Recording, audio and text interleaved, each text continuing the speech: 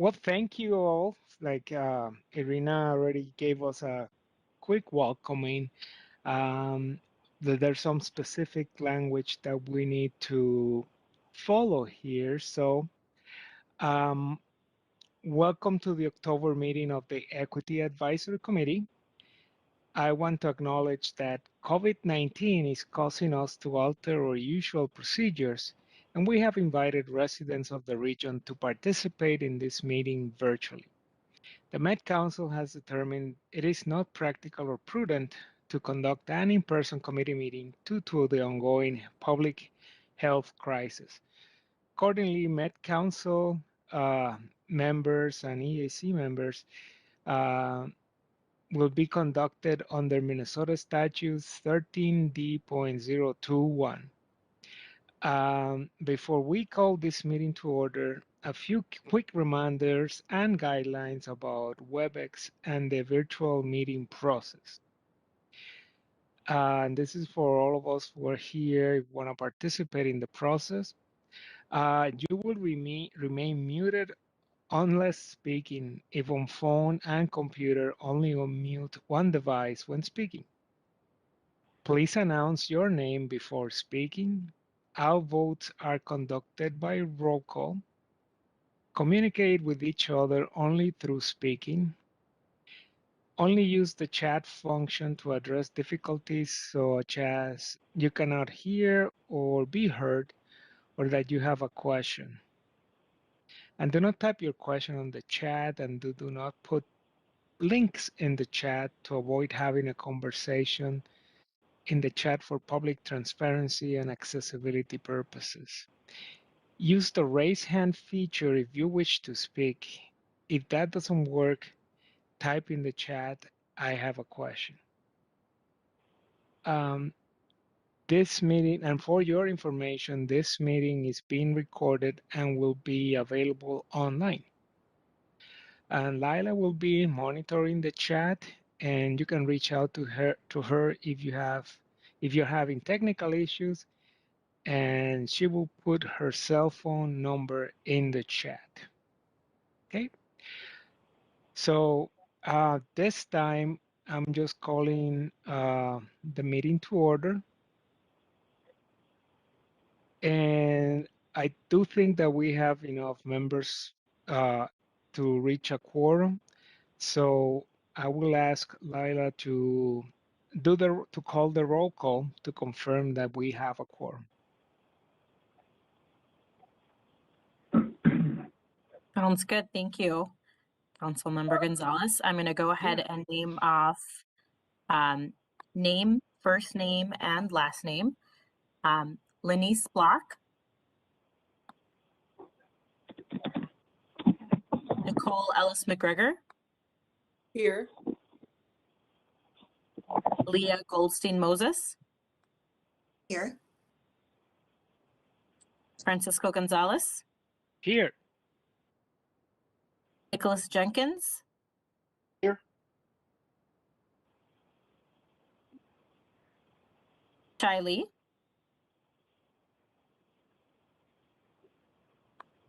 Michael Lucini. Edward McDonald. Here. Julia Miller.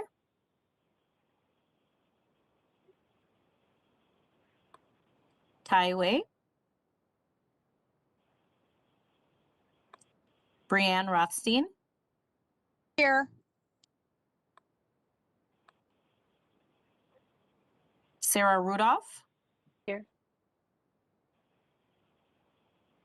Mohammed Sheikh.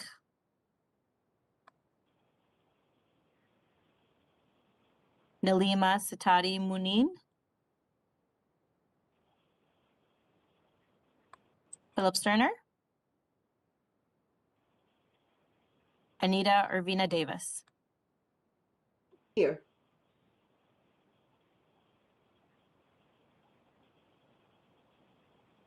Okay, Lila, can you confirm that we have a quorum, at least 10? We have 8 people present tonight. We do not have a quorum. Okay.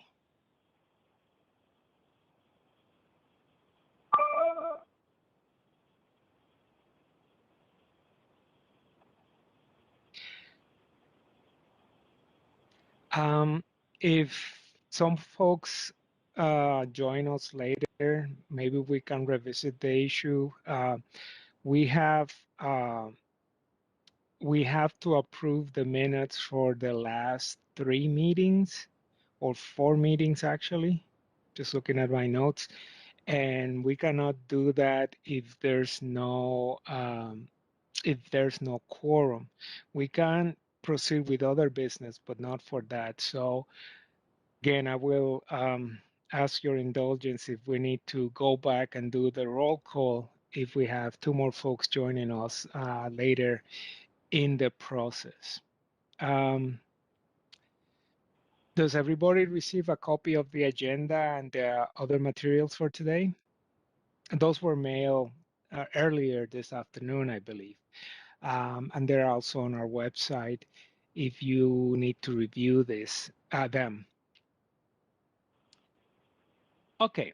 At this time, we will take a few minutes and see if any members of the public have contacted the council regarding addressing topics not on the agenda.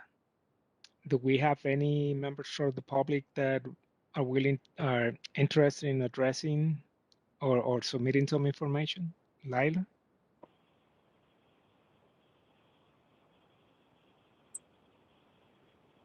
I've not received comments. Okay.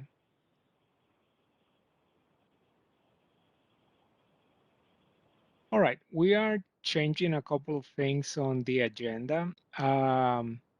The reports by the subcommittees, we're moving that down after the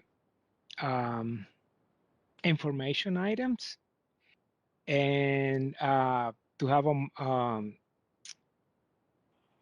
general discussion or more robust discussion about some of the issues that came before our subcommittees, but that they are related to some other business. So this time I'm just gonna move up the information items, which are the reports from staff regarding place-based equity and research. And I would like to welcome Krysten Ryba-Tures and Matt Schroeder from Community Development to discuss place-based equity research. And welcome Krysten and Matt. Thank you, Councilmember Gonzalez, and hi Yes. to all the committee members. Just give me 1 second to pull up the presentation. We weren't sure if we had support in terms of other folks clicking for us tonight, so we just sort of came prepared to do that. And we also did shorten the length of our presentation, so if you saw it in the linked agenda online or in the information that Lila sent out earlier today, this is just a slightly shortened version so that we can better accommodate the time that we were allotted today and make sure that we do more listening than we do talking. So we're happy to answer questions about some of those other slides that may not have made the cut for the live presentation. We have those available to us. So I'll go ahead and get us started. Again, Krysten Ryba-Tures, Senior Researcher on the Community Development Research Team, here with colleague Matt Schroeder, also on the Community Development Research Team. We want to thank the committee for inviting us to share more about our work developing new resources for people-centered place-based equity decision-making. And this is what we hope to cover in the next 15 minutes or so. An overview, why we developed this data set, what's in it, what's next, how we are spreading the word and gathering feedback on this new set of tools, and then certainly hope to have some great discussion with you all this evening. So, just zooming way out and thinking, very big picture here. Every 10 years, as you know, the council publishes a regional development guide, most recently Thrive MSP 2040. During the last planning cycle, these regional planning documents were particularly influenced by a research effort undertaken to fulfill grant requirements for the U.S. Department of Housing and Urban Development, a report called Choice, Place, and Opportunity. an equity assessment of the Twin Cities region. The purpose of that assessment was to better understand if the aims of the Fair Housing Act are being realized in metropolitan areas. And it involved several specific analyses, one on residential segregation, one on the spatial landscape of opportunity, and a third on the barriers to housing choice. So those are the components of that report available online. Happy to share that link. Among other findings and outcomes, it resurfaced a well-tread emphasis in community development research, at least, on the harms of concentrated poverty. This research is sometimes referred to as neighborhood effects. You know, I'm sure you've heard statements like your zip code determines your life chances, or your economic mobility, or your health. This is the kind of work we're talking about. So from the start, however, you know, community advocates and organizers who were involved in shaping the work of choice, place, and opportunity, you know, they really critiqued this framework. And in particular, you know, around the ideas that poverty is again positioned as the problem rather than focusing on the root causes of poverty. That our region has high poverty neighborhoods is positioned as the problem, rather than, you know, an emphasis on the disinvestment, predatory practices, and systemic racism underlying all of those things. And so our concerns about those points and others, you know, as we moved away from the publication of that report and toward, you know, providing an annual update on concentrated poverty, because the concept was integrated into the regional development guide as well as the housing policy plan. You know, our concerns about this grew, and in 2019, we decided to start an engagement project to get a better sense of how stakeholders in our region were using that annual analysis of concentrated poverty in planning and policy work, and, you know, and what that work looked like in and outside of the council. And we wanted to better have, you know, we wanted to have that better understanding well in advance of the planning of the next guide, which, as you know, is starting soon. So, you know, this is sort of our primary research question, you know, is, you know, focusing on concentrated poverty, of all the things that came from choice, place, and opportunity, is focusing on concentrated poverty, you know, moving equity forward in the region. So, you know, we came to you last July, which, I mean, may as well have been 10 years ago. Time is odd these days, very elastic. So we shared this information in last July, like the results of this particular 18-month effort of rethinking areas of concentrated poverty. We've just prepared a quick recap for this evening to share with you, to provide that context about where we are today. Over an 18-month period, we held about 24 listening sessions with stakeholders you see listed here. We attended conversations hosted by others, and we followed local research and dialogues, you know, really specific to this issue of concentrated poverty. We then reflected on what we heard, and then we are responding through the work of equity considerations.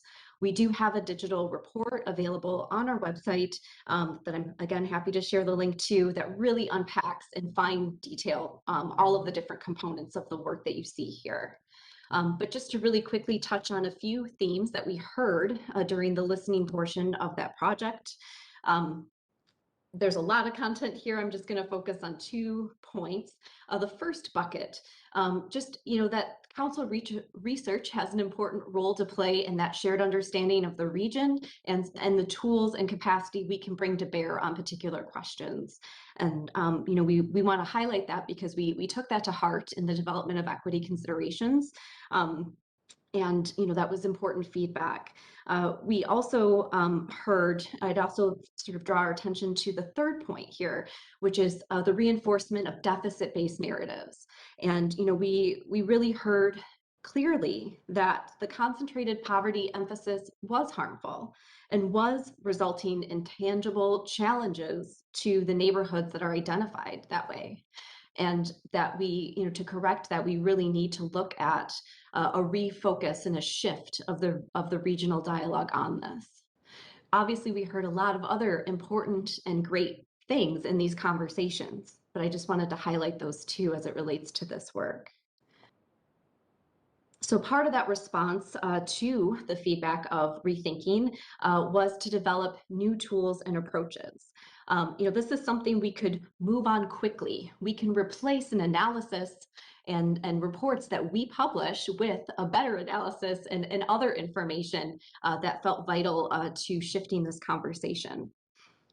Matt is going to describe the new data set in detail, but I just wanted to kind of draw that connection from the rethinking to the equity considerations data.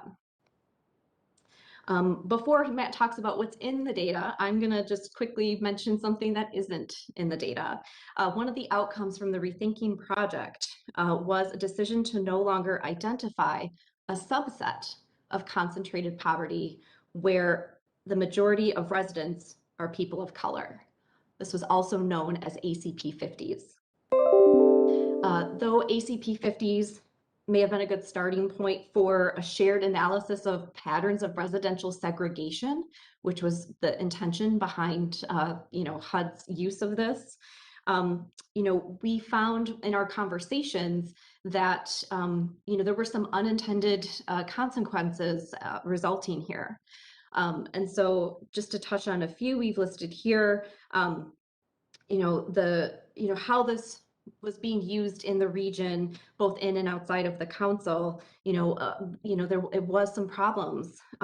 There was the further stigmatization of neighborhoods and their residents. These are a map that says these are the problems with regional equity, right? Not great. Folks were mistakenly interpreting the ACP 50 as residents of color in poverty, which was not the case, right? That was sort of a misunderstanding that was actually fairly common. And most concerning, I think, is really the use of this particular, analysis or variable and map to start to become a proxy for what neighborhoods and communities really need or want, rather than do that deeper and holistic engagement that is required to really better understand those needs and bring lived experience into the conversation. And so is it possible to recreate ACP 50s because it just used census data? Yes, it is. But we thought that removing that variable from the data set would invite users of this work to intersect demographic and socioeconomic data with much more intention, and to be able to describe the differences in conditions with more specificity. This really isn't about erasure or just deciding that these issues are not important. They're hugely important, but they are also complex. And we want to honor the complexity of those conversations and really move the data conversation much closer to whatever policy issue it is that's on the table.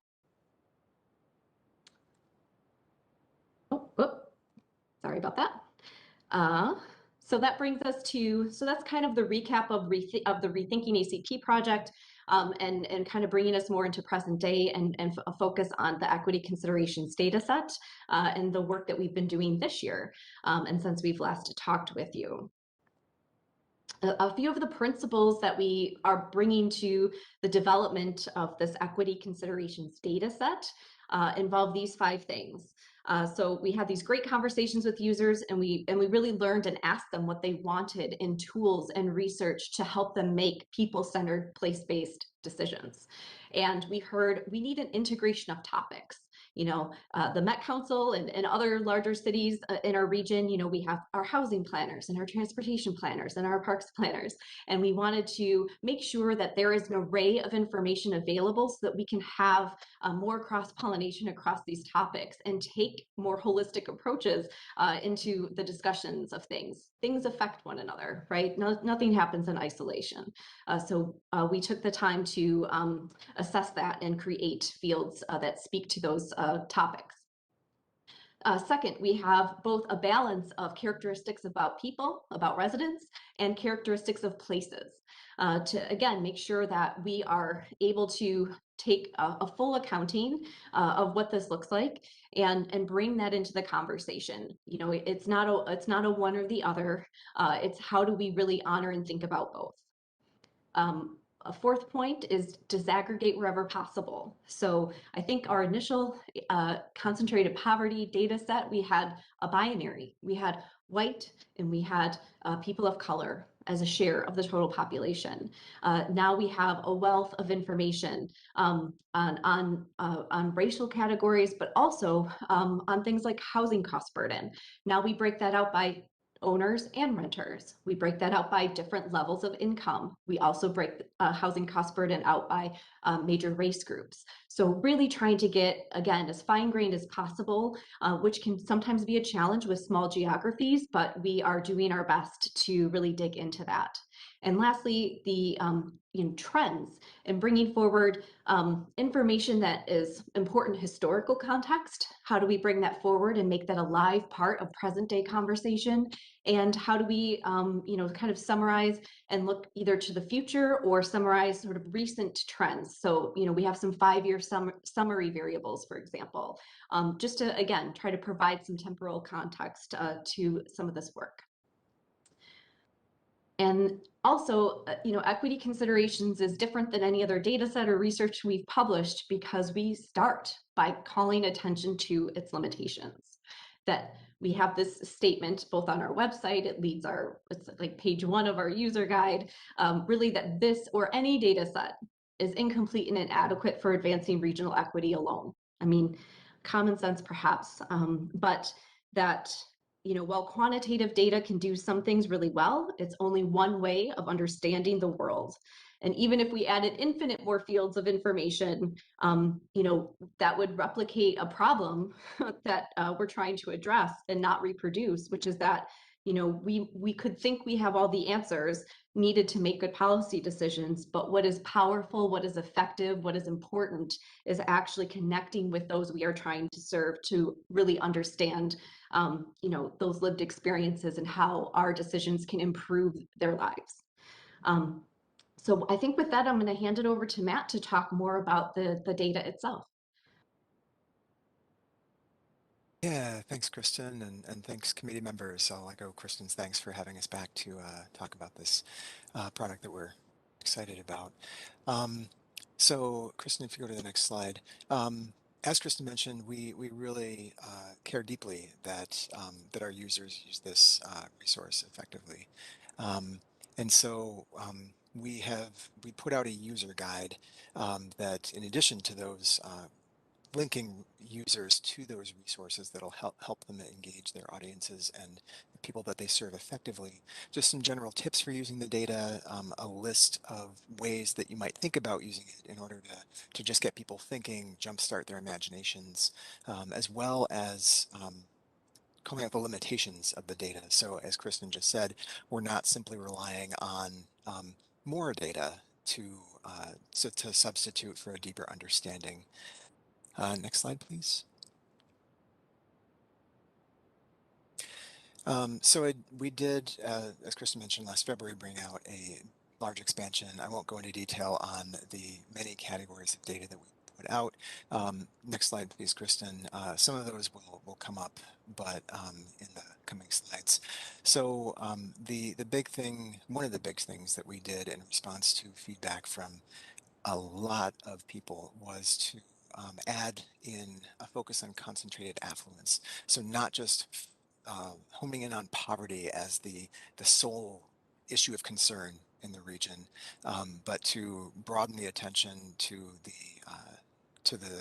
two sides of it, and to the systems that create concentrated poverty and concentrated affluence. So we are really recommending to our users that if they're paying attention to poverty rates, that they also consider the flip side, the affluence as well, to just kind of balance the scales and avoid that single-minded focus on poverty that really contributes to that deficit-based narrative. Next slide, please.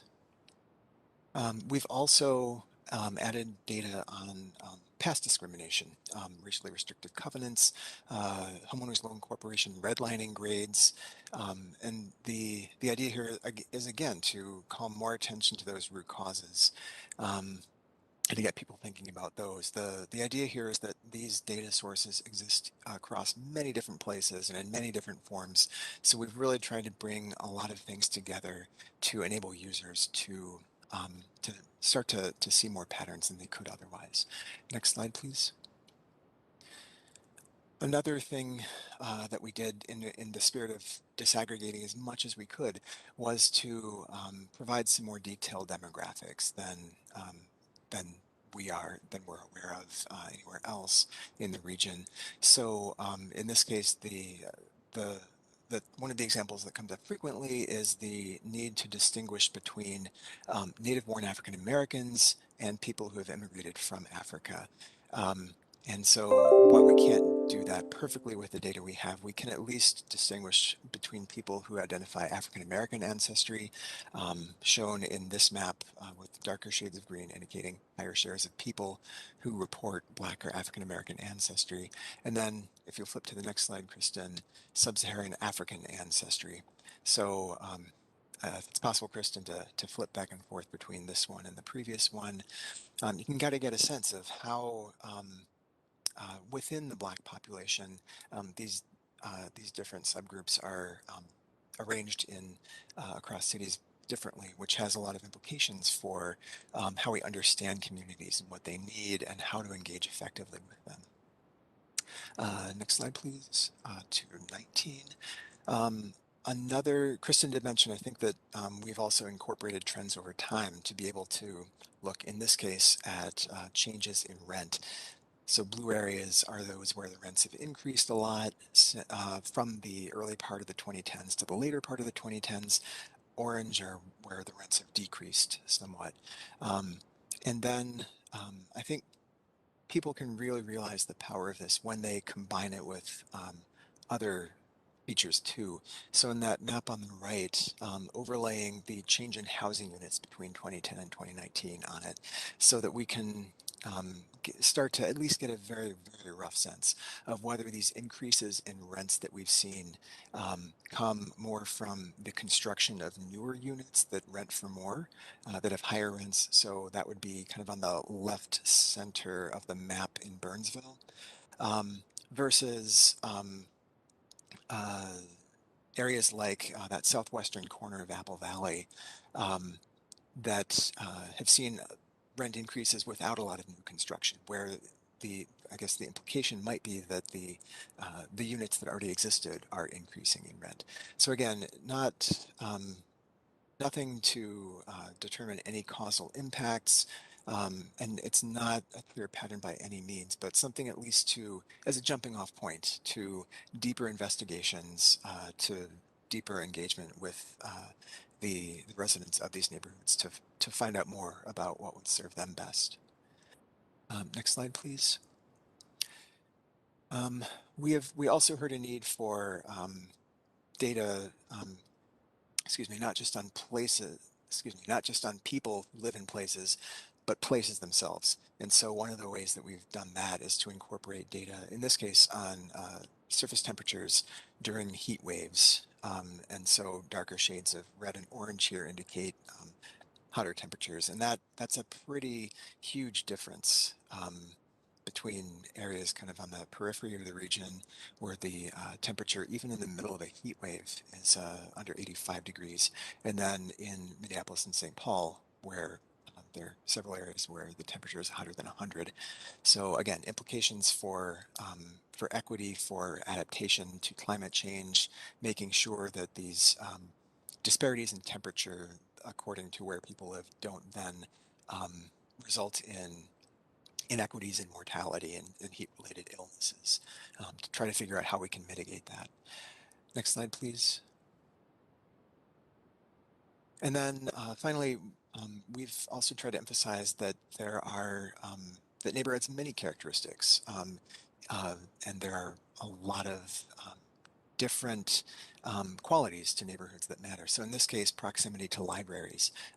Different neighborhoods have different amenities. And as you can see in this map, some of the neighborhoods with the highest poverty rates also also tend to be located near libraries as well. So these are, they're not just places with challenges. They're also places with certain kinds of opportunities as well. And we're hoping that this resource helps people think more about that. Next slide, please. So since we've released that expansion of the data, we've done a lot of different presentations, had a lot of different conversations with various people and organizations that you can see on this slide. The main guiding principle is that we know we have a responsibility to help our users use this data effectively, and also to avoid doing harm, as you know, we kind of as we did contribute to through our past area of concentrated poverty data set. So not just washing our hands of this thing that we've created, but really trying to make sure that people use it appropriately and effectively in a way that really thinks, as Krysten said, about who we're trying to serve and how we serve them best. Next slide, please. So we will stop talking now because we would really love to hear from you. As I know you have lots of things you would like to say, I'm sure, based on our previous conversations. On those previous conversations, I just wanted to bring up these items that we took notes on from last July's 2020 discussion. Things that we heard from you all were that we need a deeper understanding of investments going into different neighborhoods and the impacts that they're having. So specifically capital flows within and across community borders. To what extent is the money that's generated in communities staying there versus flowing outwards? We also heard a need for more qualitative research. So really engaging with community organizations and helping people speak for themselves. So allowing community members to contribute their own wisdom and their experiences.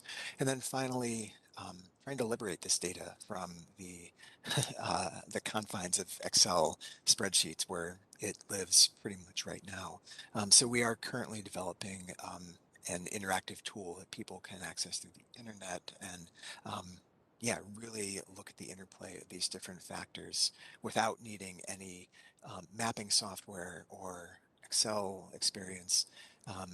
And then to be clear, not to speak with academic jargon that we can be prone to, but to really help people understand what we are trying to say, but sometimes often do not say effectively. So these were some things that we heard, and we've been making progress on them. We have far ways to go on some of them, but that is just kind of the jumping off point for the discussion that we're hoping to have tonight.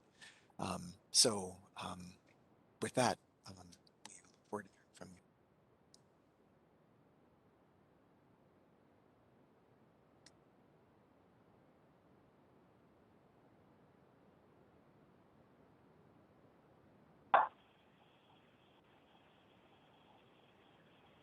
Madam Chair, I'll comment. This is Edward. Go ahead. First of all, thank you very much for the presentation. I really like how it has evolved, and I know there's a lot more, but it really does paint a fair or more equitable lens of the communities, and taking a look at kind of what's transpiring there. And so I really appreciate the effort. I just wanted to mention that on the economic outlays, which is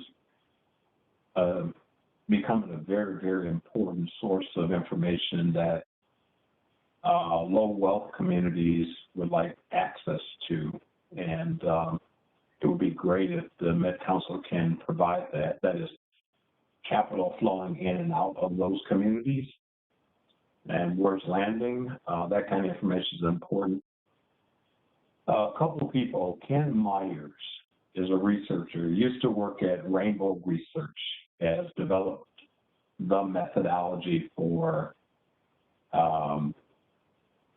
producing that kind of data.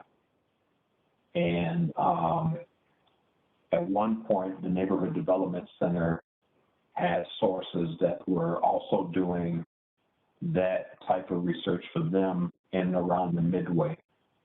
And that information was used to, you know, seeing what people purchased and where the proximity from their neighborhoods where those goods and services and products could be purchased. And we're able to track that and then use that information to lure like businesses into those communities to provide jobs and things of that nature. Investing to rid poverty versus relocating people to decrease poverty. So Rainbow Research, Neighborhood Development Center, I'm not sure where those people are now, but early 2000s, mid 2000s, they had developed the methodologies for that, and I'm sure they would probably have no problem sharing it with an entity like Met Council if it's useful for what you're trying to do to take this on to the next level. I appreciate what you guys have done. It looks really good. Thank you. We really appreciate hearing that feedback, even as we know we have more work to do.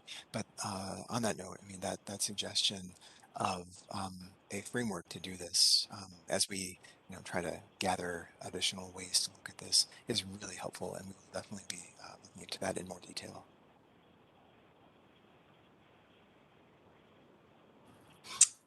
I think I saw Sarah with her hand up. Do you want to go ahead, Sarah? Thank you, Madam Chair. Thank you, Krysten, and is it Matt, for your presentation. I want to begin by commending the Met Council for recognizing in 2021 that people have different lived realities and doing your best to evolve the way that you understand what's happening in communities in the region with this data set. I guess two things. Data is really just our best interpretation of understanding the world. As Krysten pointed out, it's going to be shorthand for we think about what's actually going on, right? So data is kind of shorthand for reality, and also stories are shorthand for reality. And so I guess you've alluded to this in your presentation, but just wanted to say that data paints a picture or it tells a story, and the story is really the way that we understand our realities, which that's different than actually what the realities are, but it's just our understanding of reality, especially from the outside. And so I guess when you shared your presentation, there were a number of references to people who use this information. And I guess, I recognize that the Met Council largely works with intergovernmental partners, both at the local level and the state level. And I'm wondering how much of this information is really being used by those partners versus how much of this information or the framing of the information is actually useful to your community partners. It's kind of Edward's question, but maybe in a slightly different frame. Thank you. I'll jump in, Matt, and please add anything. Thanks for, that question. And I think that's what, when Matt was talking about, or that last point on the last slide around, making this data more accessible, we recognize there's some great resources out there, like the Minnesota Compass profiles and, some other tools that community groups and organizations are kind of accustomed to using. But so we want to find our niche in that landscape, and providing some of those interactive web-based tools is going to be our way to expand that user base. But yes, I mean, what we learned through our conversations in the Rethinking Project are that the greatest uptake, at least on the concentrated poverty analysis, was staff from local jurisdictions. And so, that was sort of our starting point, was to, again, replace an existing tool with a new tool, make sure that folks were aware of that they were, that we're providing them assistance for that transition. And that's why we sort of started where we did, but we have a lot more work to do in terms of expanding the use and accessibility of this information. And hopefully it can fill, you know, some niche areas that aren't already being addressed through other sources of information that are out there. We're certainly, you know, we want to add to the conversation or add to the resources in a meaningful way, and not just, you know, create like a new thing that is the same information that's already out there. So we do have more work to do with that, and we really want to do something a little bit different and take a really user-centered approach to some of that, some of those efforts. So there'll be a lot of refinement along the way. So definitely coming later this year, as well as looking into next year too. Matt, did you want to add anything? Really just that, yeah, we, as Krysten kind of mentioned, we have been focusing on local governments primarily because we wanted to at least kind of like stop the flood of that we had created with concentrated poverty. But now that we have opportunities to kind of to broaden that, we do have plans to engage.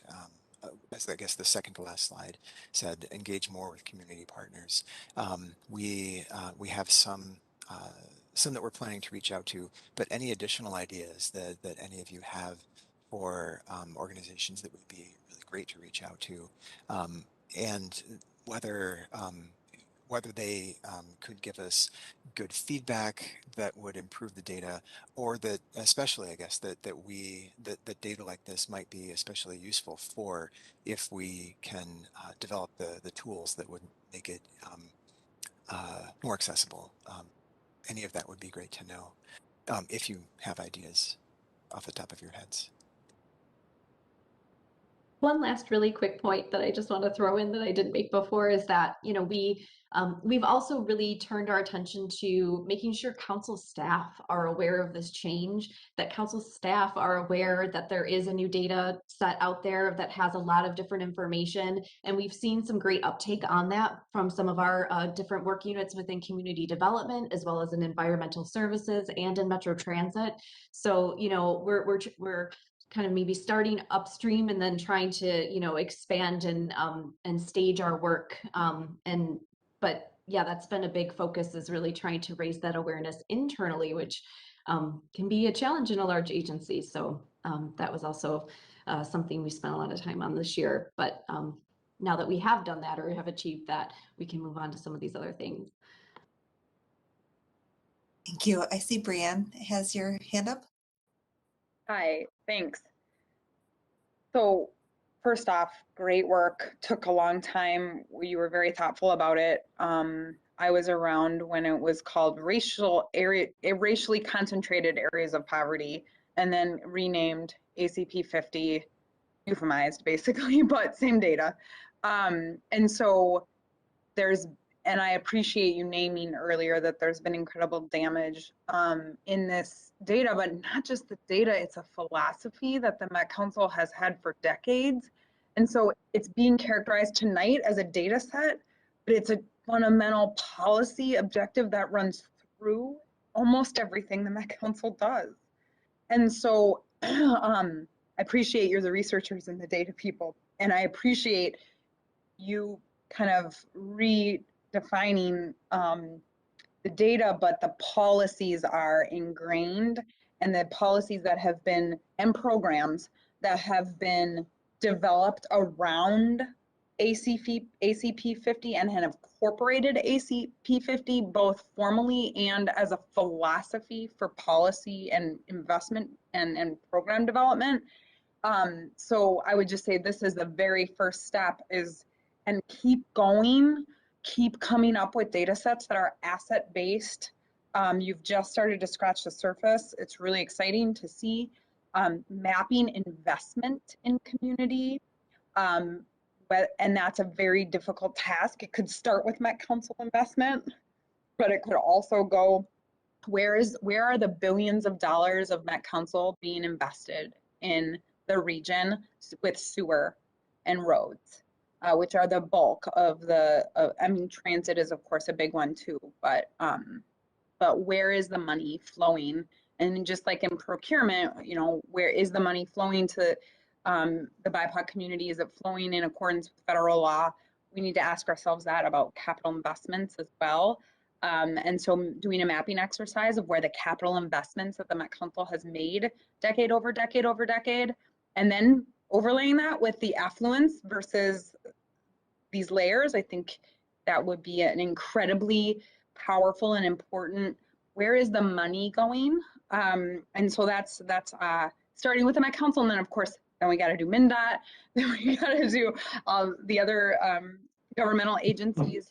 But I think that's a critical next piece of data that would be helpful to be garnered from this. But this is a mind shift away from deficit policy and planning and away from the concentration of poverty as the cause itself. And we'll talk about the LHIA in a minute. That philosophy is rooted in the draft LHIA plan, that investing in affordable housing in the wealthy suburbs is the solution to our affordable housing issue. And that is a fundamental, that is very pervasive, and it's pervasive throughout policy. So thank you for the work, but it's not about the data, it's about a policy and a program switch, philosophy switch. I'm excited to be a part of it at the EAC level. And I commend the work, but it is just like absolutely the very beginnings of really shifting thought on it. So thanks. Thank you. I see Nicole and then Anita. I'm sorry, did you want to respond to that before we move on to Nicole and Anita? Oh, just briefly.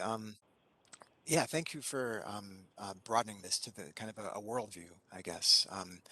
That is, yeah, something that I think is slow to change, not just because of the bureaucratic obstacles of a huge organization, but also just the broader mindset that pervades much of our society. I mean, and it seems like in a lot of cases we are kind of trying to swim upstream. I mean, you gave the example of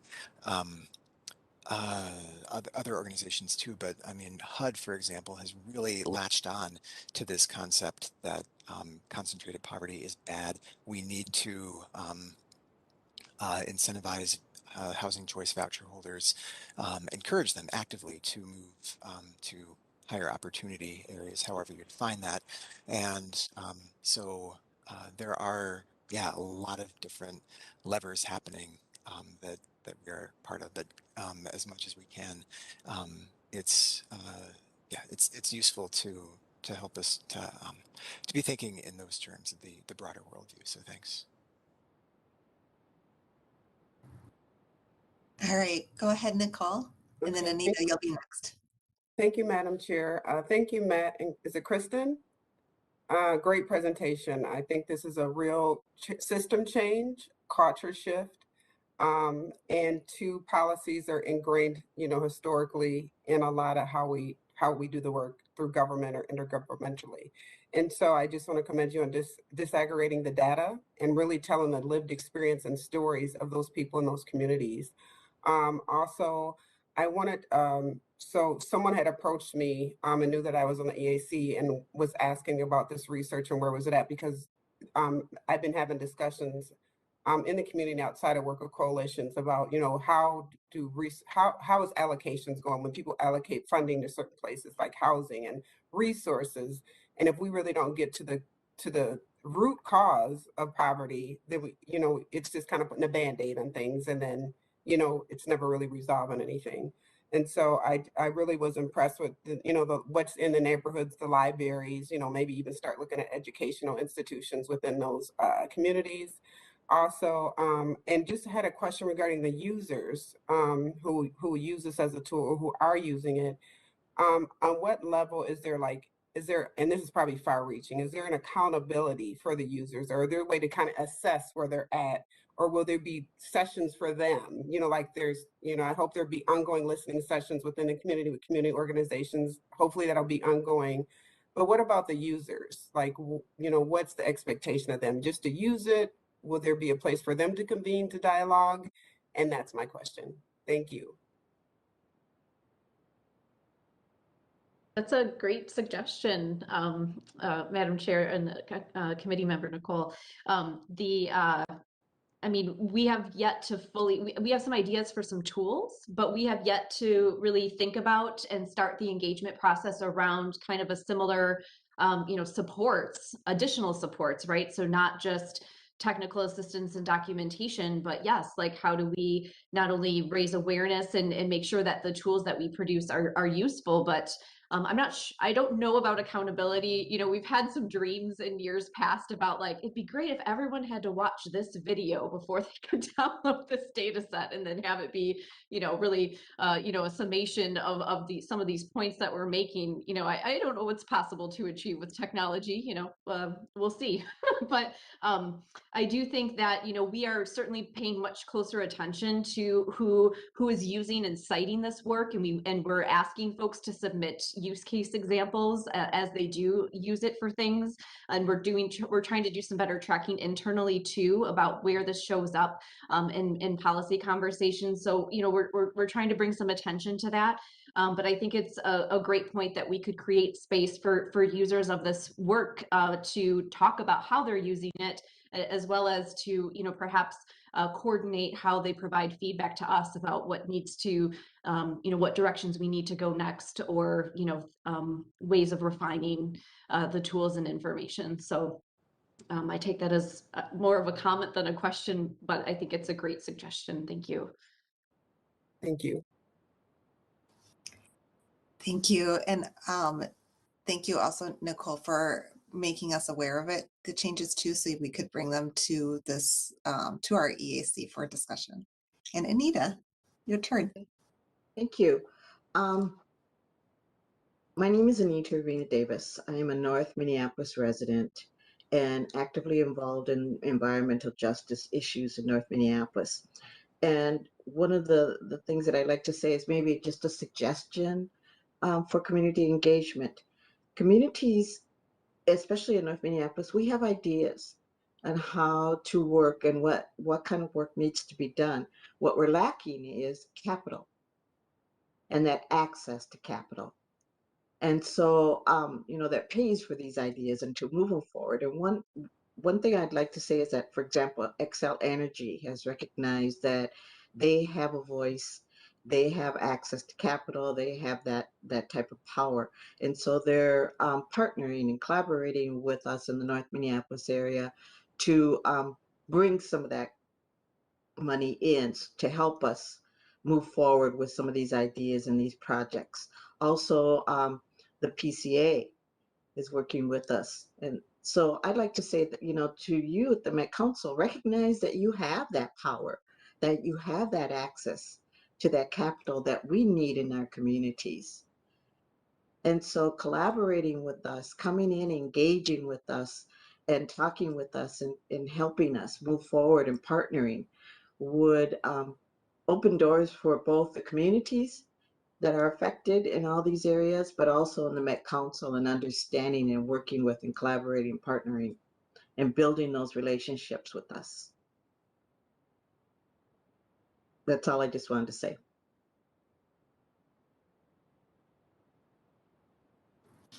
Thank you for that comment. Yeah. And I believe Mohammed has something he'd like to add to. Hello, everyone. Thank you, Madam Chair. Thanks to the presenters. I'm also on board with the impressive nature of the data that you guys presented. Kind of gives everyone a glimpse of what the reality looks like. That said, my question to you guys is, forgive my ignorance in case I'm kind of missing something. It appears to me, listening to you, my understanding is that the data is kind of meant for partners and other community members who want to use the data. What I was wondering is, does this apply to to the Met Council? Can this be used internally as well to improve programs? If so, has that discussion happened?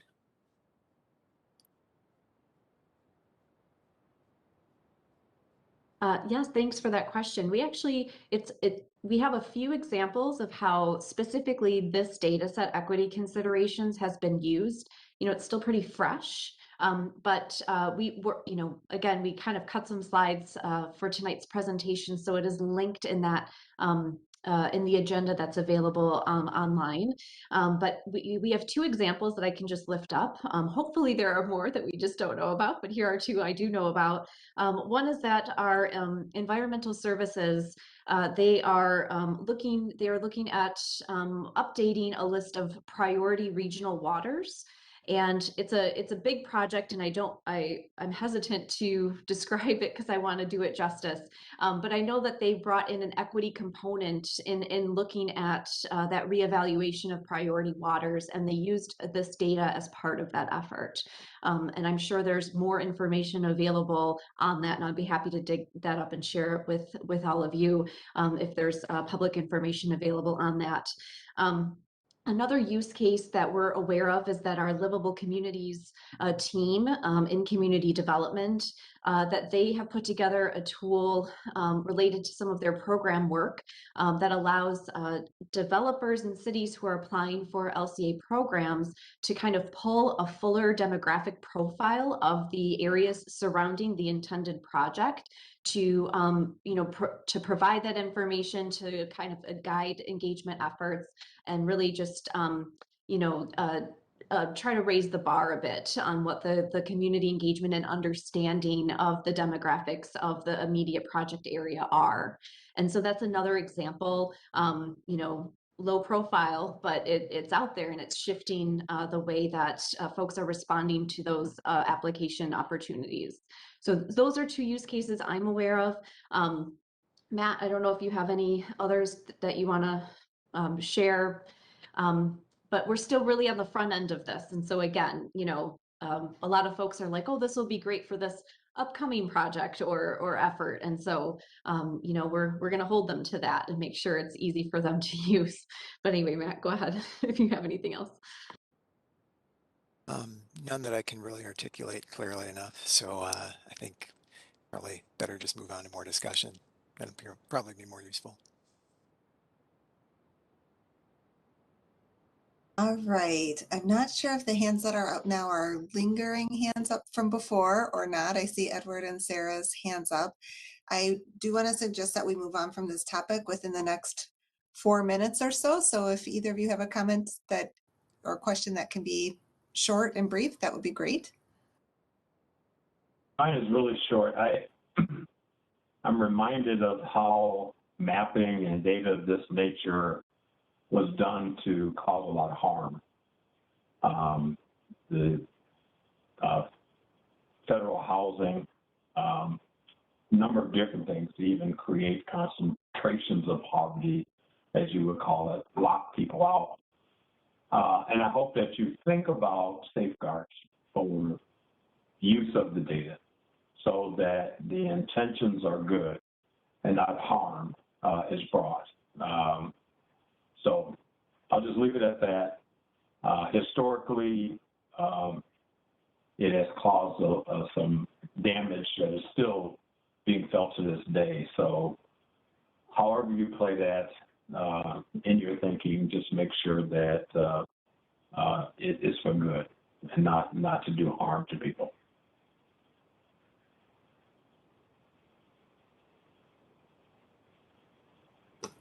All right. Well, Krysten and Matt, thank you so much for the presentation. And members of the EAC, thank you for your wise suggestions and thoughtful questions. I really appreciated the discussion.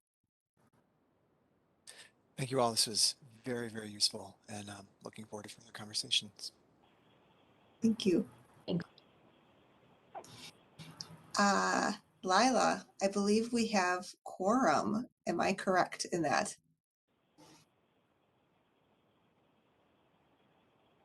Yes, we do. We have quorum. Woohoo! All right. So sorry for that, Chair. Here's how I propose we do the next part of the agenda is that we approve our minutes, and then we are going to move on to subcommittee updates. And there are two of our subcommittees, the Housing Subcommittee and the Operations Subcommittee, have topics to bring forward for discussion. And then we're going to leave 10 minutes at the end for EAC business, which is going to include nominations and upcoming meetings. So, Lila, can you help us go through the approval of the minutes? Madam Chair, Yes. in reading the minutes, I believe that it has me listed as absent in August, but I do believe I was here on that day, August 17th. Okay, and I think we can move to approve with that correction.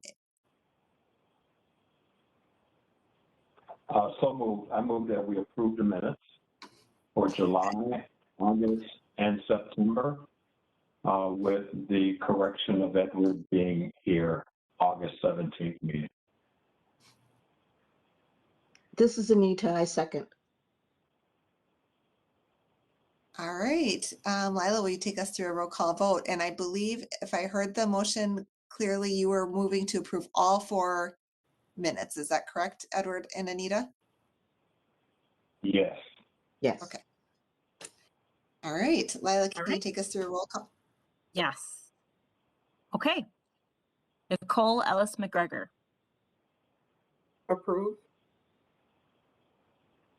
Leah Goldstein Moses, Approve. Councilmember Francisco Gonzalez,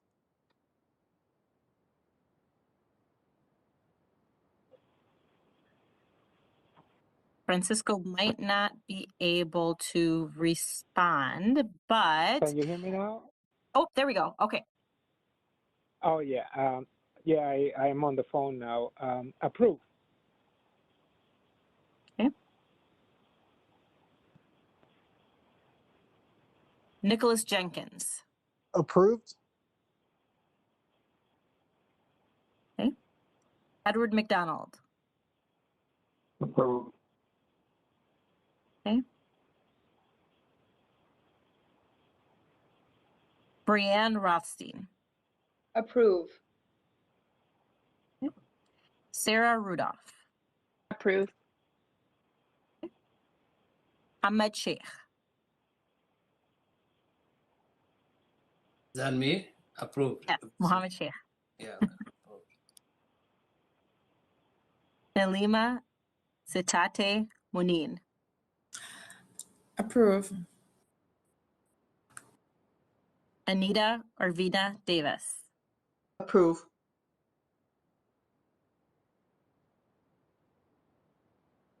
All right, motion minutes. carries. Thanks, Lila. Yeah, thank you. All right, we are going to move on to our subcommittee report outs, and I need to apologize to Sarah because about a week or so ago, 2 weeks ago, I emailed you that we were going to have a transportation item to discuss on tonight's agenda, and I just learned that a little bit ago that we are not going to have that item. However, if there's any other updates that you would like to share from the transportation subcommittee, go ahead.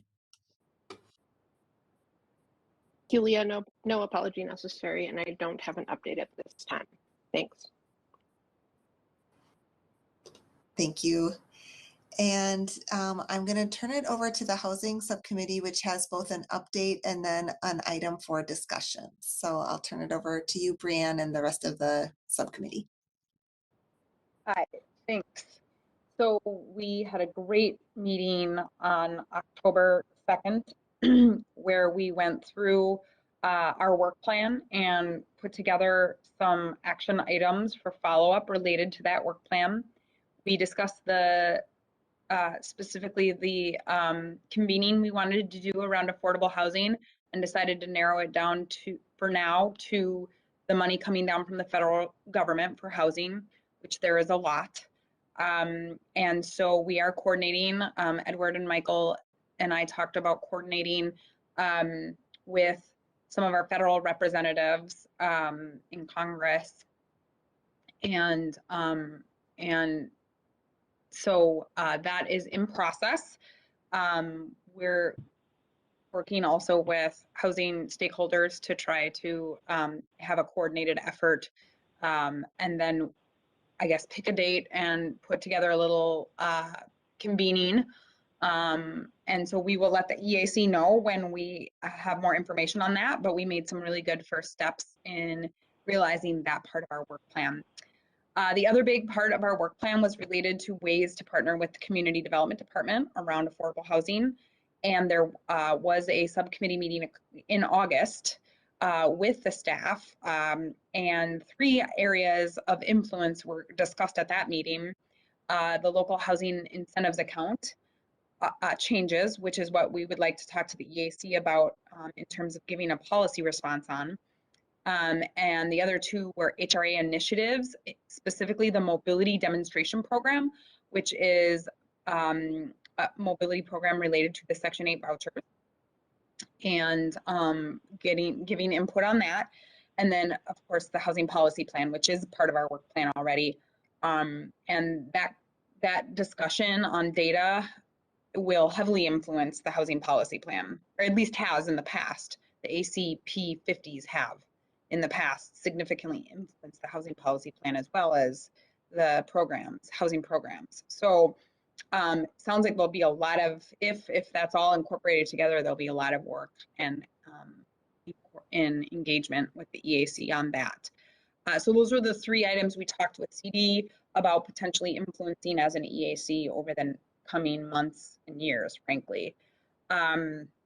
Edward or Michael, do you have any, do you have anything to add about our October 2nd meeting before we jump into the LHIA discussion? No, you covered it really well. Thank you. Okay.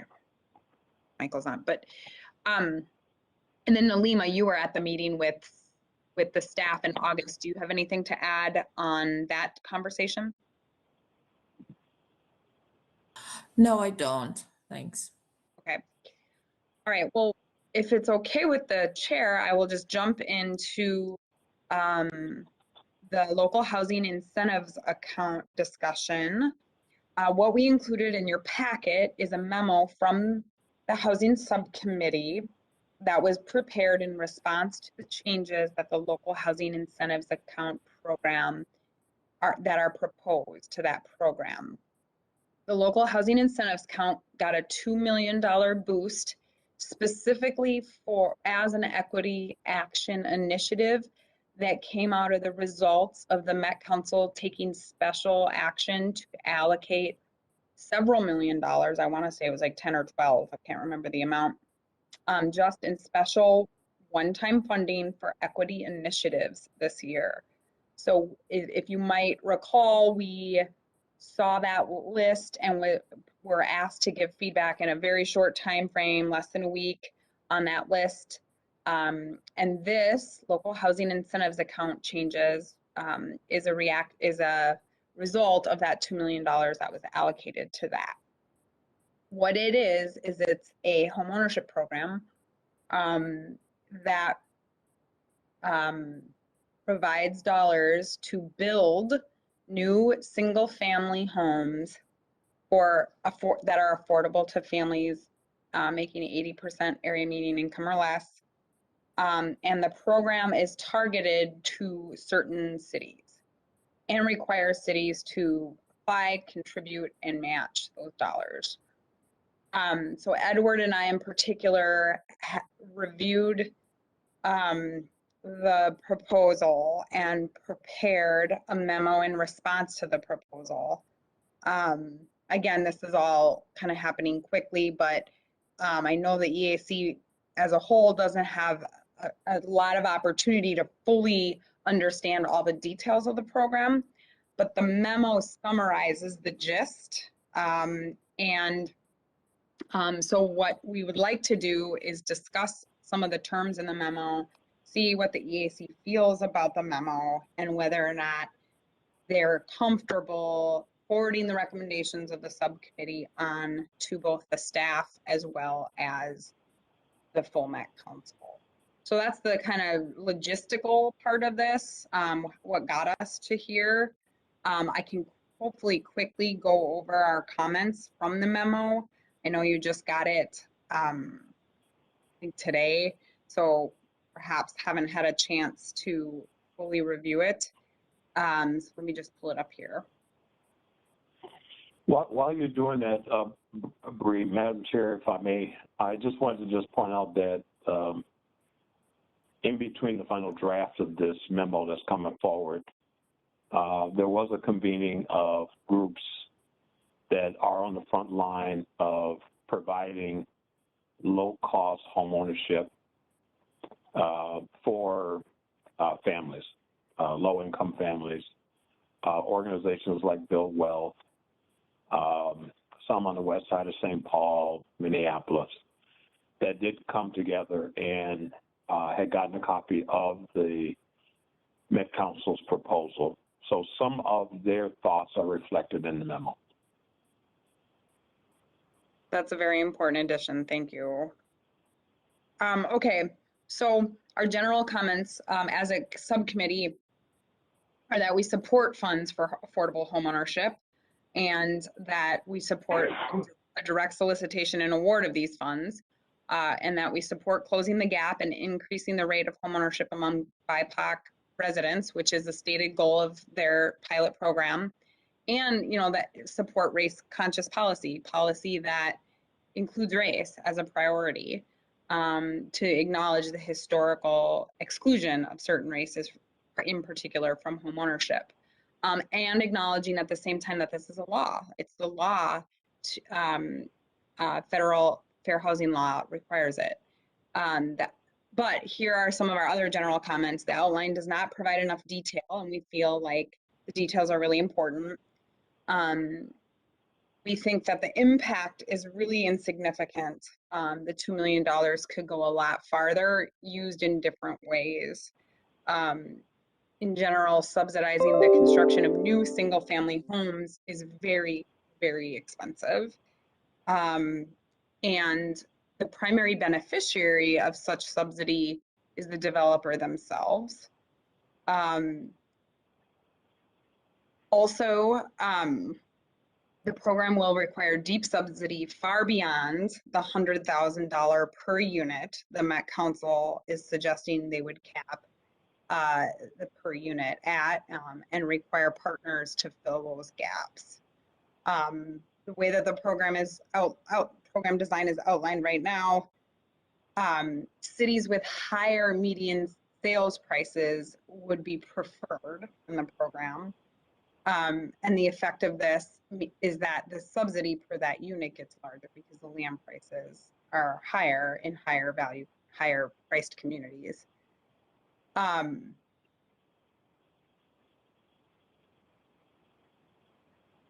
Also, it would require a 15-year affordability commitment, which means that anyone who purchased the home would have limited equity gains.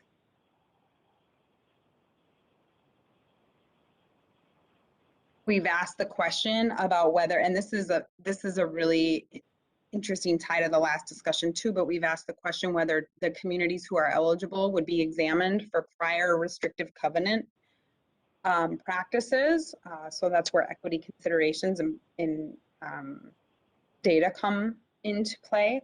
And then we've asked how they've engaged potential future homeowners in the program design and developers. With regard to our recommendations, we've sort of broken them up into two categories. One is please consider program redesign. And then the second is if you don't consider program redesign, here are our comments as the program is designed. This memo recommends providing grants to nonprofit organizations doing homeownership counseling and placing particularly BIPOC households in homeownership. And the justification for that is that the return on investment for getting homeowners of color into wealth building homeownership is much higher than building a few new housing units. The second recommendation is to provide assistance to the household rather than the developer or the unit itself by changing the program design to something more like down payment assistance focused on people of color. And while that doesn't get at the supply issue that we have in the market right now, we also don't think that 20 units of deeply subsidized new single-family housing will really make an impact on the supply issue we're having. And then finally, if the program goes forward largely as it's proposed, we ask the Met Council to consider requiring small or local and BIPOC developers in their pool of developers they consider funding for this program. We again ask for the reconsideration of long-term affordability versus wealth building opportunities. We ask that it be allowed to be used in any community driven by the household and the local partners, specifically the city, because that allows the ultimate choice, and not to restrict the program to the 36 communities that they're proposing to restrict the program to. And then finally, that they ask people of color what their barriers are to homeownership and design the program around those needs. To the point that was made earlier about access to capital being a major barrier. So that's a quick and dirty summary of this memo. What we're looking for from the EAC tonight is questions, comments, and then we're looking to assess the level of comfort about moving this forward to the next step, or if we need another kick or another round of discussion. Thank you.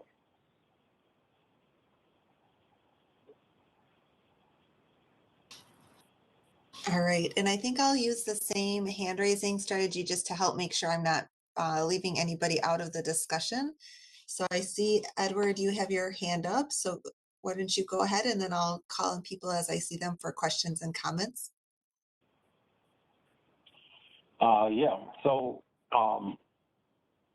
my comment is that, you know, at the end of the day, when you kind of swim through the maze of the proposal and all of the requirements that they've outlined in the document, it ends up saying if we are able to get the folks to invest and provide the match and do this, that, and the other in high affluent neighborhoods, we will produce 20 units of housing.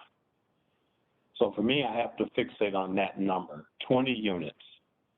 And if we're talking about an equity framework, and if we took the percentage of home ownership as it exists now, roughly 80% for white, 25% for black, I want to say somewhere around 40% for the indigenous community, 45% for Latino community, and 60% for Asian. And if you wanted to use their language and saying closing the gap in home ownership, then roughly 11 of those units would go to black families, and then the rest would be split between the remaining groups. But nowhere in the proposal did I see that in their pronouncement of closing gaps and addressing equity, that at the end of the day, with the 20 units, they would be, you know, dispersed in that manner. And so that's something that I think they should be brought back and asked. You know, I mean, the bottom line with the outcome is that you're trying to close the gap and you want equity in home ownership.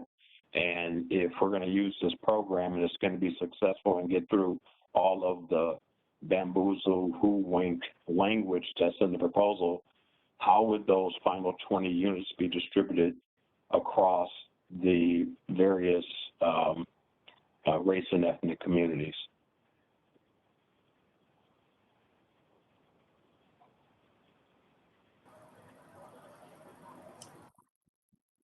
Thank you.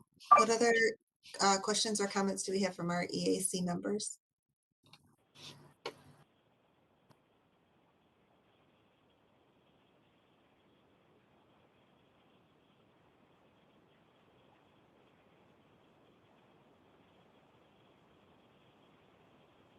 Go ahead, Nicole. Oh, yes, thank you. I did have a question. I like the proposal. I had a question. I really like to comment on, to ask the participants what were the barriers that they considered barriers and work with them on that.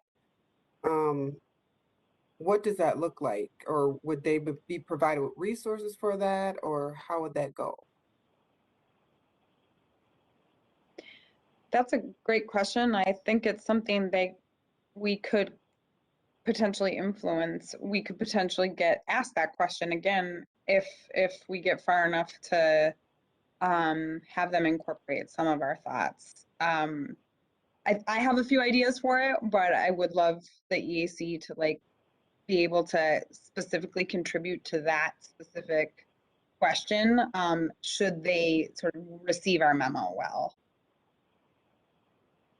Thank you.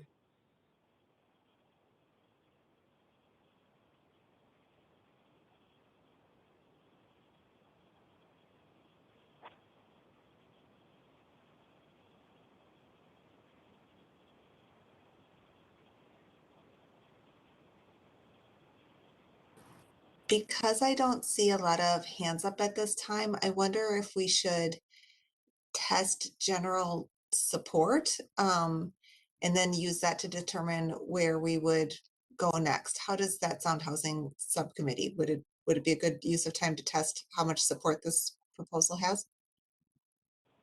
Madam Chair, Yes. I'm willing to make a motion.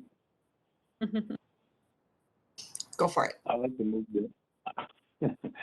I would like to move that the Housing Subcommittee memorandum be forwarded to housing staff as well as the Board of Commissioners for consideration.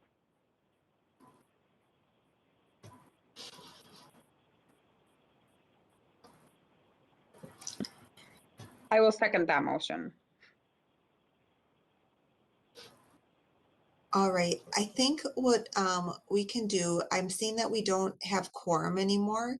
So my suggestion is we still do a roll call vote on that motion and then use the roll call as advice. So rather than saying it's a motion carried by the EAC, we could say the general advice of the EAC is this, if that's okay, because we do not have a quorum anymore.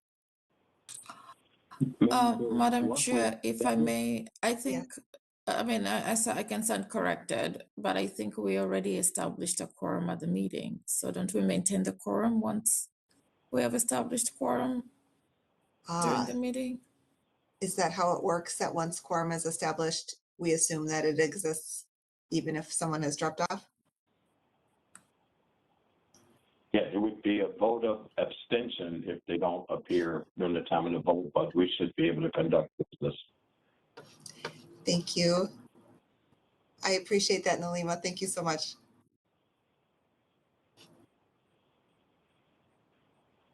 I can certainly do the roll call. That sounds great. Thank you. Okay. Yeah, absolutely. All right. Nicole Ellis McGregor. Approve or yes? Leah Goldstein Moses. Approve.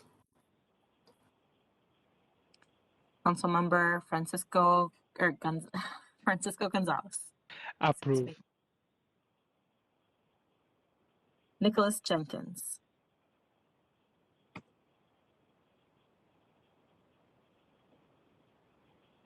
Edward McDonald. Approve.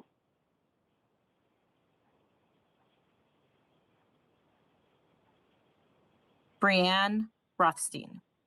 Approved. Sarah Rudolph. Approved. Mohammed Sheikh. Halima Sitate Munine. Approve. Nita Irvina Davis. Approve.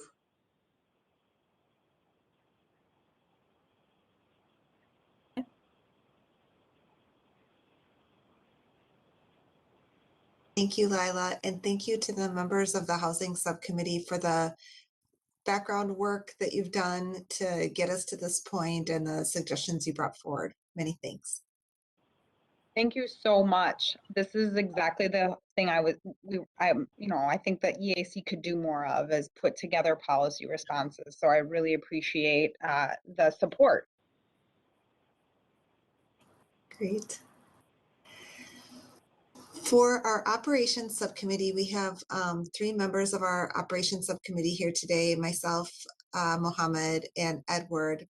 And I'm going to start with a little bit of background about what we've been working on, and then I'm going to turn it over to Edward for another proposal that we would like to bring forward.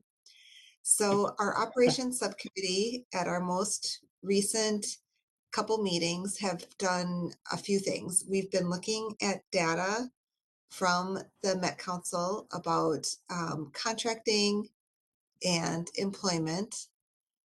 At our very most recent subcommittee meeting, we looked at a survey from small business owners and from large businesses about what they saw as the opportunities and barriers to doing business with the Met Council.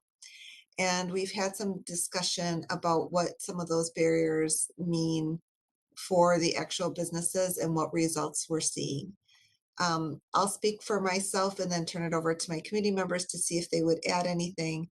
But what we're seeing is, what I've observed is that while it is clear that there is a lot of effort going into new ideas for contracting, the results just aren't there. The statistic that we've talked about quite a few times, and this also came to the Met Council's Management Committee meeting, is that over a period of time, no contracts were let out to Black-owned businesses. I believe it was either a 6-month or a 1-year period. There were 0 contracts let out. And it wasn't because there were no contracts let out or a very small number of contracts. There were lots of contracts let in that period of time. Mohammed or Edward, would you like to add anything to what we've been learning about and talking about in the operations subcommittee?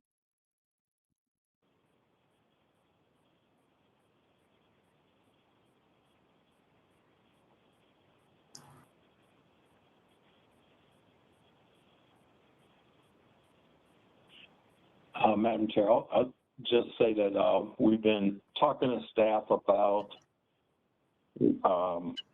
one of the things that staff presented at our last meeting was, and I don't know if you mentioned this, I was kind of distracted there for a little bit, a survey of vendors, large and small, and they asked the question, what were the barriers and challenges with their relationship, and I'm ad-libbing here, paraphrasing, with the Met Council and doing business with the Met Council.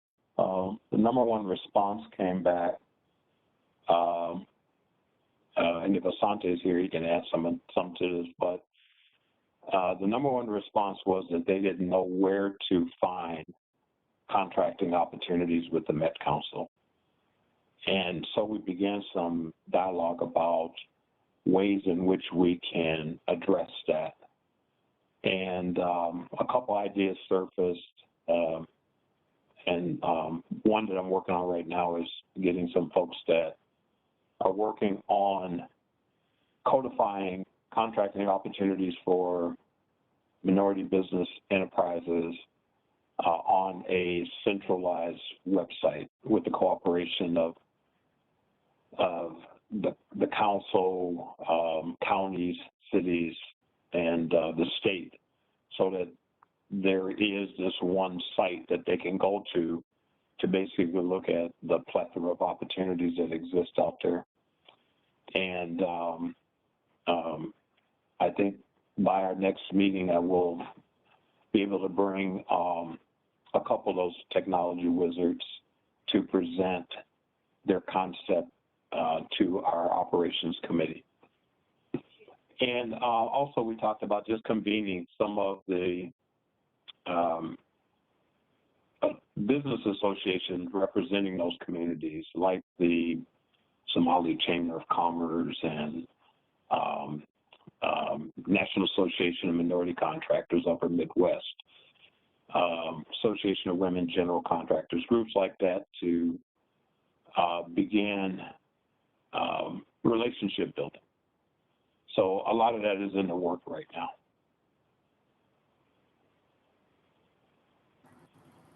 Thank you.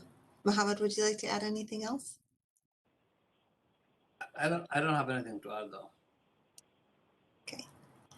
Well, Edward, I'd love to turn it over you to talk about the proposal that our operations subcommittee would like to bring forward for the EAC's consideration. Thank you, Madam Chair.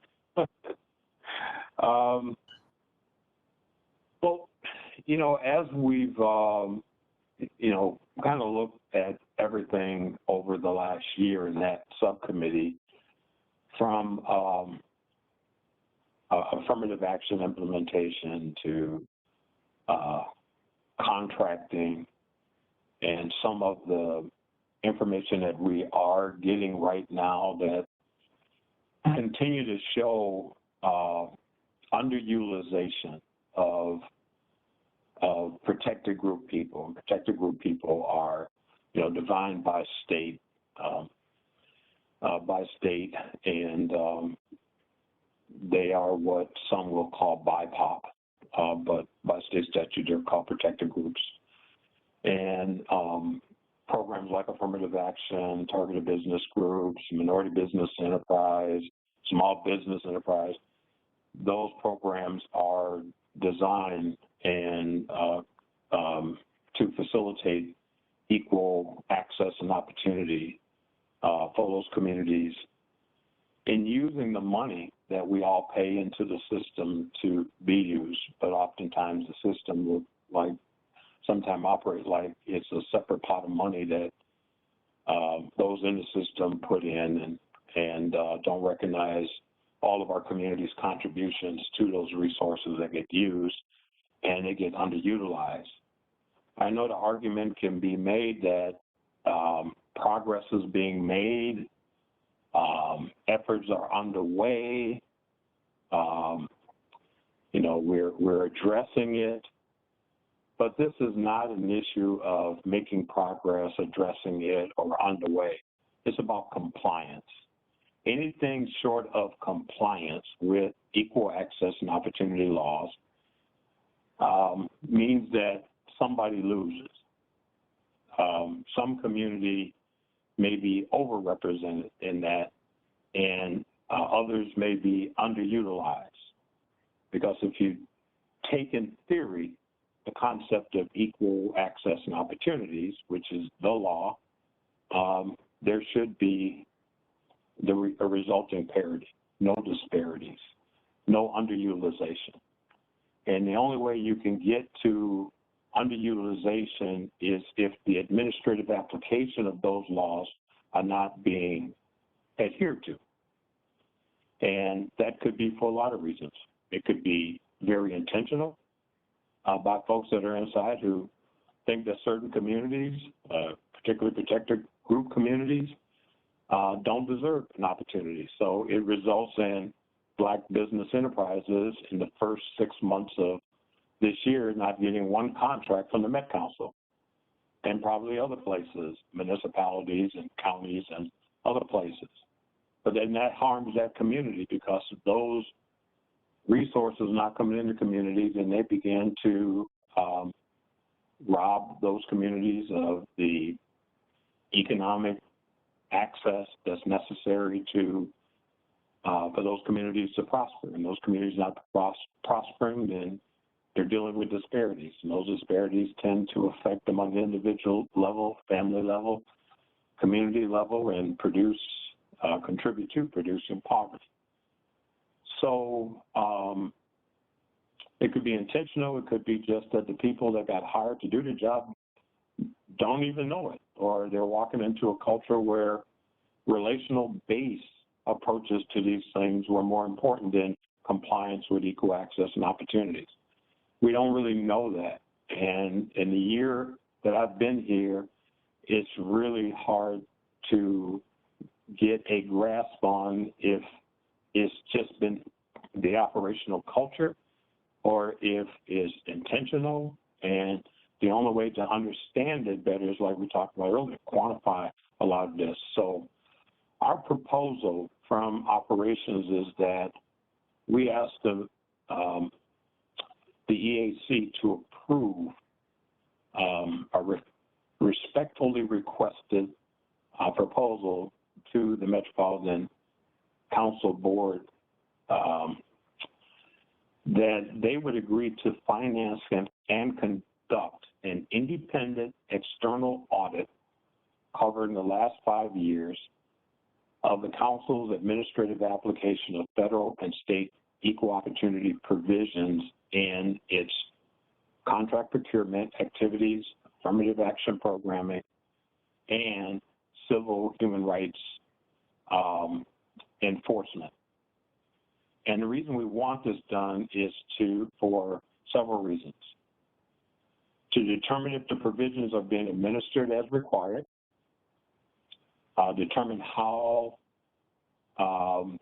we can improve upon the administrative application of those laws to address underutilization of protected class and protected group participants in Met Council employment and the eradication of marketplace disparities. And then determine what additional steps does the Met Council need to take to address oversight, coordination, and administration of these laws, and what skill training may need to be implemented for staff charged with administering the laws that I mentioned, as well as volunteers that provide oversight like we do. In addition to that, the independent audit, the Met Council would create a working group comprised of a diverse group of community members to provide oversight of the independent audit. And that this audit would get started as soon as possible and completed within 6 months, with a report that would be issued and discussed at a convening of the council, the auditors, and the EAC to determine, and staff, to determine what actions would need to be taken collectively by all of us in order to address the findings in the audit.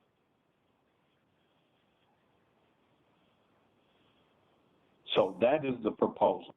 Quantifying this stuff can also be very educational to those of us who have to provide oversight with it. And it would just, I think, help everyone to have that kind of baseline assessment of the administrative application of those provisions.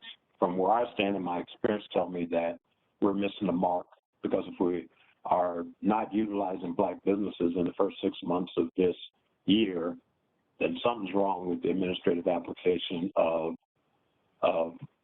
equal access and opportunity provisions. If we're constantly producing underutilization of those communities, then something's wrong with the administrative application of those laws. The one thing that is clear, and it should be known here, based on all disparity studies that have been commissioned by the state of Minnesota, which Metropolitan Council is a part of, they all come back and say there are enough willing, able, and available business enterprises across the spectrum of their construct identifier to more than achieve the minimum benchmark that should be established for their utilization. So it's not a question of there's not enough in the marketplace. That has already been established as not true, and therefore it's really about access and opportunity.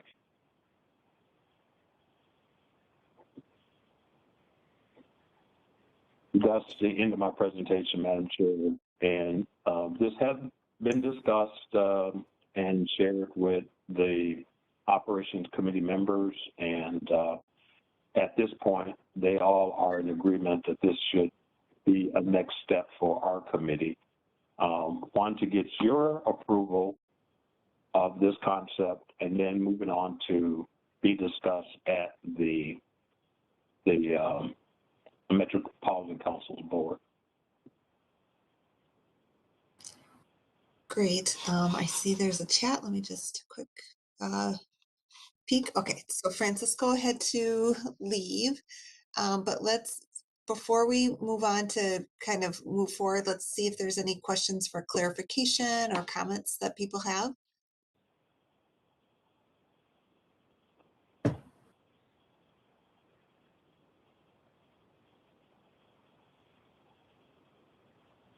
Go ahead, Nicole. Yes, Edward, you said not one Black business accessed resources or funds through the Met Council for, did you say the last, I can't remember what the time frame was.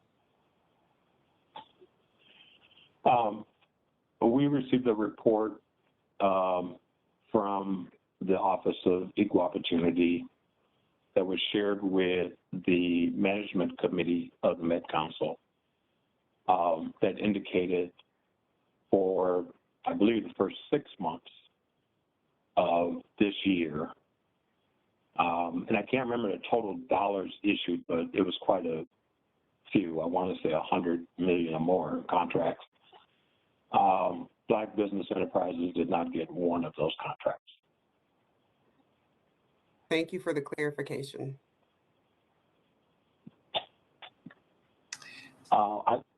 This proposal helps all businesses, and it especially helps the Met Council. And if we're going to, be,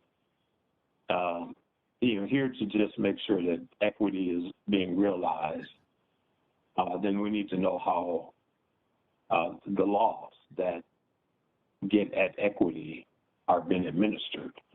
And these laws have been on the books since the mid-'60s, so it's not like these are new things that we're dealing with here. They've just been there.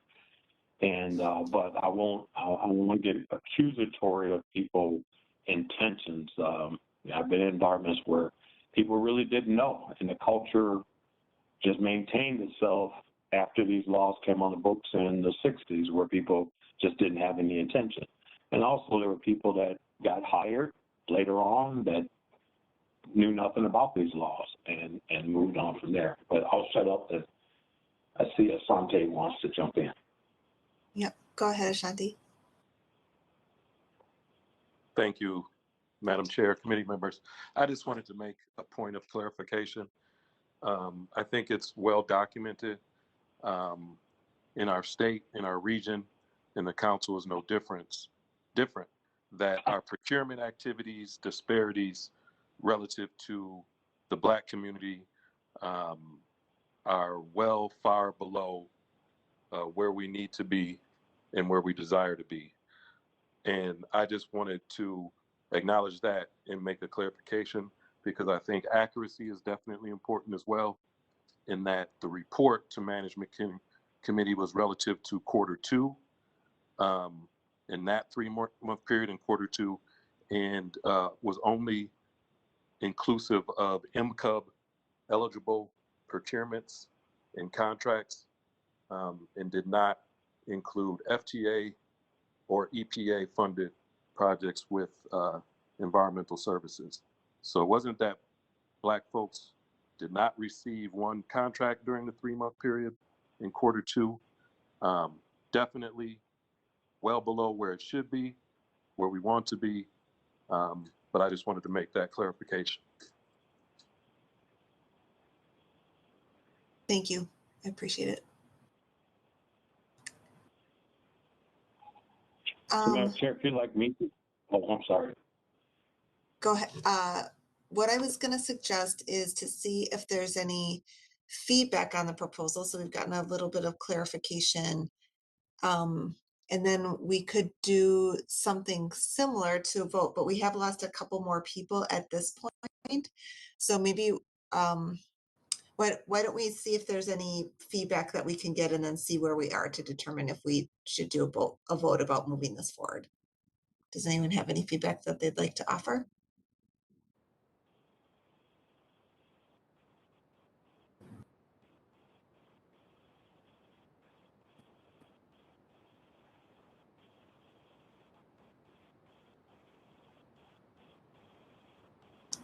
All right, I'm not seeing hands up or people going off mute. So, Lila, can you take us through a roll call vote about, well, maybe, let me think what our motion should be. Yeah, go ahead. I can make the motion, Madam Chair. I'd like to move that the EAC accept this proposal and advance it to the Met Council Board.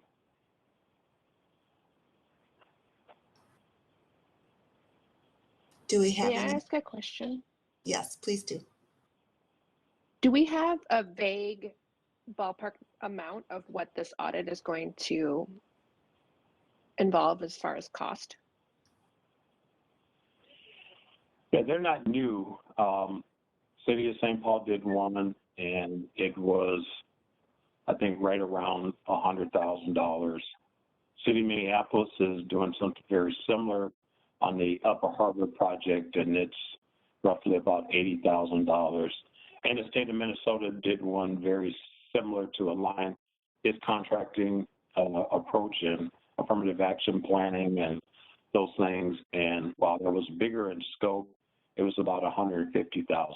So anywhere between $80,000 to about $150,000.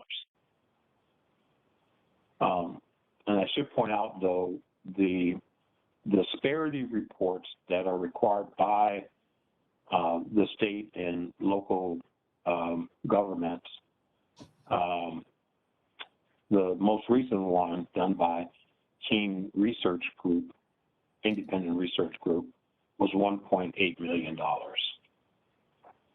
And that just, and not just, but it pointed out that there were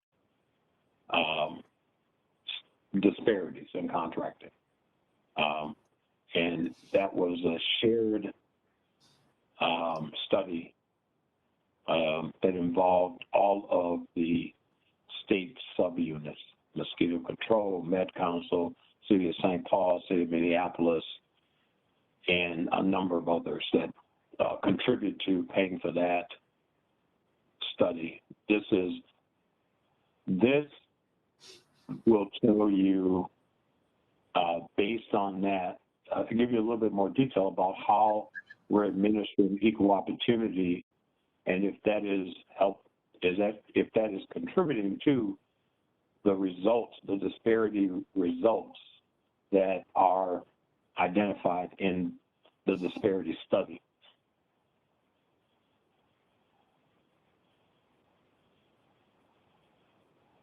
Thank you for the question, Sarah, and for the information, Edward. Do any of our other members have other questions or reflections?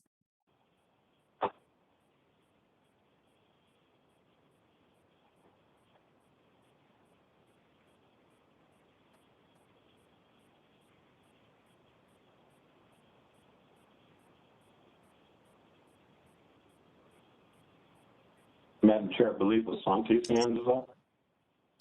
I think, Ashanti, is that remaining from before, or do you have something else you'd like to add? My apologies. Let me take this down. There we go. Thank you. Thanks. Edward, I believe you were about to make a motion, so why don't we go ahead and do that motion and take a second, and then we can do a vote. And then because we do have quite a few people who've dropped off, I personally would appreciate if we review that in our operations subcommittee as well, which is in a couple weeks. But go ahead with your motion, Edward. My motion is that the EAC approve it. We do have a quorum, Madam Chair, and that it be moved on for discussion at the Met Council Board level.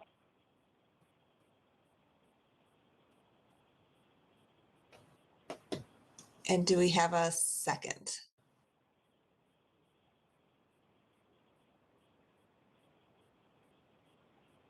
Okay, so This is Anita, I second it. okay, go ahead. Great. All right, Lila, can you take us through a roll call? Yes, I can. All right. Nicole Ellis McGregor. Approve. Leah Goldstein Moses. Approve. Councilmember Francisco Gonzalez.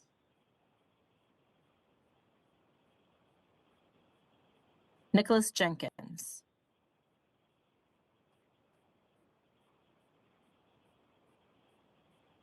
Edward McDonald. Approve. Sarah Rudolph.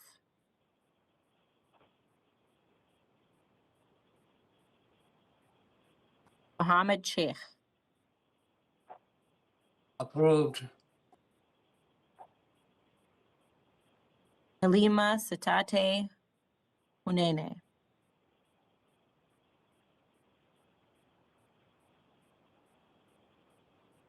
Anita Arvina Davis. Approve. That's everyone. Thank you, everyone. Thanks for the great work and efforts. I know that today we focused a lot on the efforts that the subcommittees are making. In the months ahead, I know there's other things that people are participating on, including at the standing committee meeting this coming week.